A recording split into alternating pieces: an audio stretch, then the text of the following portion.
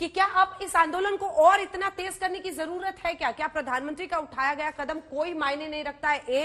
हमने जो संयुक्त किसान मोर्चा के नेता हैं उनकी बात सुनाई, वो तो सीधा कहते हैं बीजेपी को हराना है। मतलब ये तो पूरा पॉलिटिकल बनता जा रहा है। नहीं देखिए अंजना जी, ये तो तमाम सबके विचार होते हैं, लेकिन जो आपने कहा कि प्रधानमंत्री का कदम, नहीं, ऐसा नहीं है कि मायने नहीं रखता, मायने है। और आप देखे भी होंगे कि कहीं ना कहीं किसान, चाहे लीडर्स हो चाहे किसान हो, उनके अंदर एक बातचीत और संवाद करने की बात भी मन में है, और उन्होंने कही भी है। कहीं ना कहीं दोनों के रिश्ते में जो एक लंबी दूरी थी वो छोटी हुई है।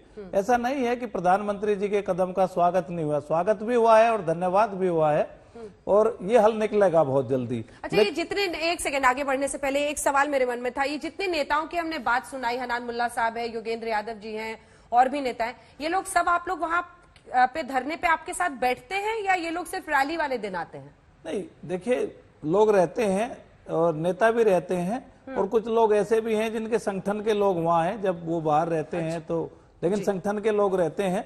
अधिकतर संयुक्त मोर्चा के नेता वहीं रहते हैं, लेकिन कुछ लोग आसपास के हैं या जो लोकल के हैं वो घर भी। लेकिन टिकैत साहब जो है पहले दिन से आज तक अपने घर नहीं गए हैं। हाँ, टिकैत साहब लगातार बने हुए। मेरे एक सवाल का जवाब दीजिएगा। जब हमने उन नेता को सुना भारतीय किसान मोर्चे की तरफ, संयुक्त किसान मोर्चे की तरफ से, उन्होंने कहा कि बीजेपी को हराना है और ये करना है, लेकिन हम राकेश टिकैत जी के स्टैंड में एक फर्क देख रहे हैं। जो वो पहले कहते थे कि यूपी में सरकार के खिलाफ प्रचार करेंगे, वो कह रहे हैं कि चलो अब बातचीत करते हैं, कम से कम एक कदम सरकार पीछे हटी है। ये फर्क क्यों है आप लोगों के स्टैंड में? ये पॉलिटिकली बहुत मायने रखता है धर्मेंद्र जी? नहीं देखिए, एसकेएम का बिल्कुल स्पष्ट स्टैंड है कि हम जो है किसी के भी प्रवक्ता नहीं है, किसी के भी प्रचारक नहीं है। हमारी सरकार के साथ लड़ाई है तो तब तक बात चल रही है, तब तक तो उतना बोलना पड़ेगा। लेकिन ये हार और जीत का जो फैसला है ये संयुक्त मोर्चा की बैठक में तय होता है, और 27 में बैठक होगी। अब परिस्थितियां बदली हैं अंजना जी, और अगर ये सब चीजें ठीक हो जाती हैं या होंगी, निश्चित रूप से बहुत ज्यादा समय अब लगने वाला नहीं है, तो फिर हम किसी की हार जीत के लिए हमारा कोई काम नहीं है। ठीक है, गौरव भाटिया जी, गौरव भाटिया जी, बातचीत हो जाएगी, मामला का हल निकल जाएगा, तो किसी की हार किसी की जीत पॉलिटिकली नहीं, ज्यादा उसमें अपना अड़ंगा लगाना चाहते हैं, बाकायदा 6 मांगे मानी जाए। गौरव भाटिया जी, देखिए अंजना जी, अभी मैं सुन रहा था, यहाँ पे बीकेयू के प्रवक्ता थे, उन्होंने कहा कि अगर कोई ये शब्द कहता है कि भारतीय जनता पार्टी को हराना है, और आपने कहा फिर तो ये राजनीतिक प्लेटफॉर्म बन जाता है, तो उन्होंने कहा ये उनके विचार हो सकते हैं। मैं केवल इतना ही कहूंगा कि देखिए, प्रधानमंत्री श्री नरेंद्र मोदी जी ने एक छोटा गुट था किसानों का, जिनकी अपनी एक राय थी, उनका भी सम्मान करते हुए इन 3 कानूनों को वापस लेने का फैसला लिया, बड़े मन से लिया। और ये कहा जाता है जो फलदार शाख होती है अंजना जी, वो लचकती जरूर है, लेकिन कोई आपके सम्मान में अगर झुके तो उसकी कमजोरी नहीं समझना चाहिए, बल्कि वो आपका सम्मान करता है इसलिए झुक रहा है। और मैं इतना ही कहूंगा कि अगर आपके मंच से उसको राजनीतिक बना दिया जाएगा, अब शब्द कहेंगे, तो उसकी जिम्मेदारी भी आप ही की होती है।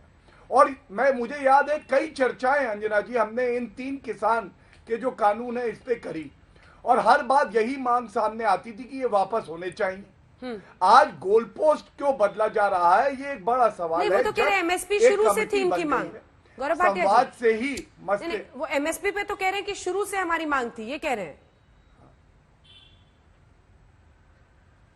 देखिए अंजना जी, मैं एक बात कहूंगा, हम चर्चाओं में आई, आप भी आते रहे, पूरे साल आते रहे, और हमें पता है कि पहले क्या मांग उठी, प्रमुखता से क्या मांग उठी, और अगर अभी भी इनकी कुछ मांगे हैं, हमें दिल जीतने का हुनर आता है। संवाद करने के लिए एक कमेटी का गठन हुआ है, कमेटी में बात आप भी रखेंगे, हम भी रखेंगे, एक कदम आप चलेंगे, एक कदम हम चलेंगे, गले लगेंगे। लेकिन जो लोग अपनी राजनीतिक दुकानें साध रहे हैं आपका नाम लेके, उनसे तो सतर्क रहिए। मैंने पिछले कार्यक्रम में भी आपके कहा था, जो किसान भाई थे वो गुड़ बांट रहे थे, और उस गुड़ के आसपास मधुमक्खियां ना आ जाए, वो मधुमक्खियां आज योगेंद्र यादव, हनन मुल्ला, क्या हनन मुल्ला राजनीतिक व्यक्ति नहीं है लेफ्ट से? क्या योगेंद्र यादव की अपनी राजनीतिक महत्वाकांक्षा नहीं है? तो हम इतना ही कहेंगे कि ये सारी चीजें बात करके ही होंगी। और एक सवाल है मेरा, क्या गारंटी है कि मान लीजिए आपकी और मांगे मानी जाती हैं, संवाद होता है, कुछ सही लगती हैं, कुछ नहीं लगती हैं, आप फिर अपना आंदोलन वापस ले लेंगे? आप मुझे बताइए इस बात की गारंटी क्या है? मैं भी तो आपसे ये पूछना चाहता हूं, देश की जनता, देश का किसान पूछ रहा है ये बात। गारंटी क्या है धर्मेंद्र जी? नहीं देखिए गौरव भाटिया कल जी ये को मान लेंगे, आप बोलेंगे कि नहीं हमारी तो ये 5 मांगे और है। नहीं देखिए अंजना जी, किसान जो है कभी अपनी बात से मुकरता नहीं है। अभी गौरव भाटिया जी ने कहा कि बड़ी मांग ये थी। देखिए गौरव जी, ये कृषि कानून 1 साल पहले भारतीय जनता पार्टी लेकर आई थी, लेकिन ऐसा नहीं था कि उससे पहले किसान की कोई समस्या नहीं थी। 2018 में 2 अक्टूबर को किसान क्रांति गेट गाजीपुर पे किसानों के ऊपर जो लाठीचार्ज हुआ था, अंजना जी आपको ध्यान होगा, उसके भी कुछ मुद्दे थे जिनका समाधान नहीं हुआ था।